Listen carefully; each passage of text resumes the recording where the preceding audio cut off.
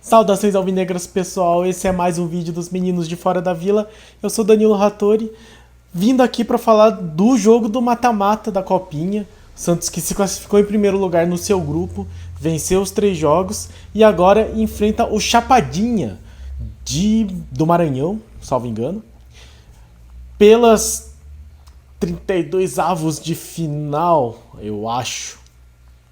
Acho que são os 32 avos de final da Copa São Paulo de Futebol Júnior. Antes de começar, lembro sempre, se você não é inscrito, se inscreve no canal, dá essa ajuda pra gente, comenta aí, como o Roger Sanassi sempre faz, como o pessoal tem comentado, tem interagido. Muito obrigado a todos e deem aqui essa força pra gente e eu sou muito grato a vocês.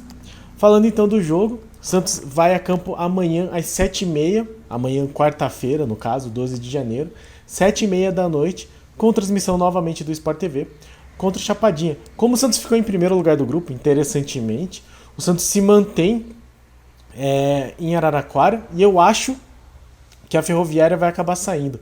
É porque, como o Comercial de Ribeirão Preto, salvo engano, que é o dono da casa do grupo 7 não se classificou, eu não sei se eles vão manter os jogos lá, o que não faz muito sentido. Mas de qualquer forma, o Santos segue em Araraquara, isso quer dizer que é uma viagem a menos e cria essa insólita situação de possivelmente o Santos jogar em Araraquara e a Ferroviária não. Mas isso daí não é problema nosso. A nossa questão é que vamos enfrentar o Chapadinha, que saiu invicto da primeira fase no seu grupo, ficou em segundo, ficou atrás do Nova Iguaçu, mas venceu o Criciúma por 1-0, empatou com o Comercial por 1-1 e empatou com o Nova Iguaçu por 1-1. Então é um time que vem aí marcando gol em todos os jogos e sem nenhuma derrota. Não assisti nenhum jogo, não sei exatamente quais são os destaques, mas os nossos destaques nós já sabemos muito bem.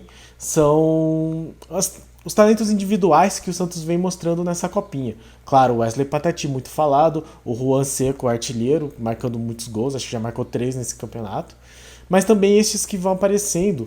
E aí a gente destaca a escalação inicial que o Helder Campos, o treinador, colocou no jogo contra a Ferroviária e que era a escalação que muitos estavam pedindo desde o começo. Santos que foi a campo, o seu time titular contra a Ferroviária foi Diógenes, Sandro Perpétuo, Derek, Jair e Lucas Pires. Esses 4 eu creio que não mudam, acho que são os titulares mesmo. Se ele não testou o Pedrinho Escaramuça antes, contra a Ferroviária não vai ser agora que ele vai testar, talvez durante o jogo, mas não como titular. Jonathan, João Victor, o João Balão e o Ed Carlos virando titular finalmente nesse meio de campo, no lugar do Fernandinho. O Wesley Patati, Lucas Barbosa e Juan Seco, 3 dos nossos destaques aí, e o Patati assumindo essa posição, o Juan Seco assumindo essa posição de centroavante, ele que vinha sendo escalado de titular no meio de campo, principalmente antes da volta do Patati, e que não estava tendo o mesmo rendimento. O Juan Seco parece ser um centroavante daqueles mais típicos, assim, de presença de área, de finalização, de briga pela bola dentro da área e não de vir buscar, de sair da área, como o Santos vem revelando mais, né? Caio Jorge, o próprio Marcos Leonardo, mais ou menos.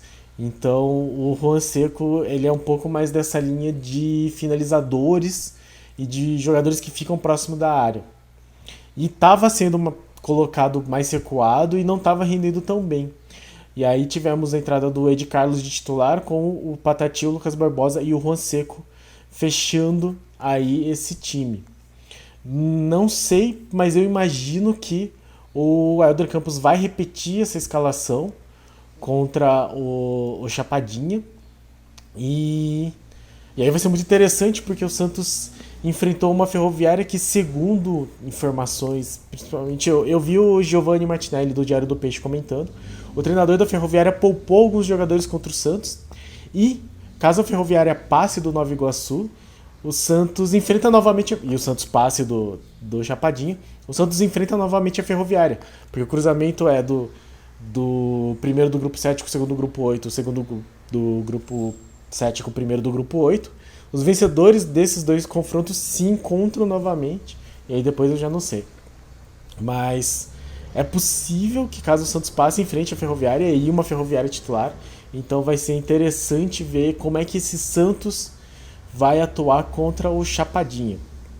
É, lembrando de novo que é um time que tem evoluído de maneira coletiva, mas ao que tudo indica, o Helder Campos não vai seguir como treinador desse time sub-20.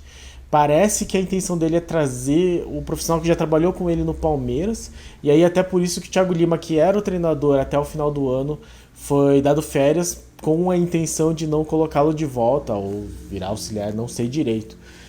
Então eu acho que esse sub-20 vai ser muito interessante de acompanhar não só agora, para ver esses talentos novos, para ver talvez principalmente as questões dos laterais, o Lucas Pires, o Pedrinho, o Sandro Perpétuo, que são dessas posições que o Santos precisa muito, né, lateral direito e lateral esquerdo, mas também ver como é que vai continuar atuando esse time ao longo da temporada com as outras competições, com o Paulista e com o Brasileiro Sub-20, para ver se esse hype, assim, né, esse, essa repercussão que está tendo as atuações do Wesley Patati, do Juan Seco, do Ed Carlos um pouco, do Lucas Barbosa bastante, se vão continuar durante o ano, porque a Copinha tem um pouco disso, né, de ser um campeonato muito visível, principalmente pela falta de outros campeonatos, principalmente do profissional, né, no mesmo período, mas que são jogadores que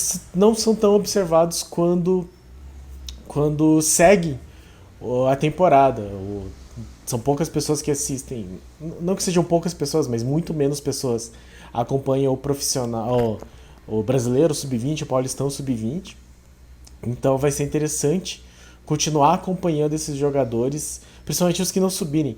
Creio que o Juan Seco ele vai ter que forçosamente subir, porque a tendência do Santos é não continuar com o sub-23 e ele já está no limite dos 20 anos, pelo que me consta, de modo que ele vai ter que ser, ou enfim, mandado embora, coisa que não vai ser porque ele acabou de ser contratado pelo Santos, ou subir e ser efetivado no profissional. Então eu acredito que o Juan, até por ser dessa posição de centroavante, que o Santos está tendo aí dificuldades com o Marcos Leonardo para renovar, dificuldades com o Léo Batistão, tanto físicas quanto mesmo de técnica, que ele não conseguiu demonstrar muito no ano passado, talvez o Juan acabe tendo boas chances, principalmente nesse Campeonato Paulista.